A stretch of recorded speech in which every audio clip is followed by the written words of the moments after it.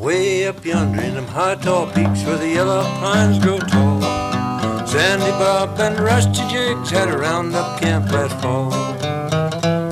Well, they got their horses and their branding irons and maybe a dog or two.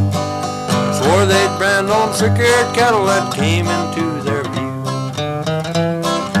Any old dogies that had long ears and got within their way got his old high skirts and his old hair settled in the most artistic way.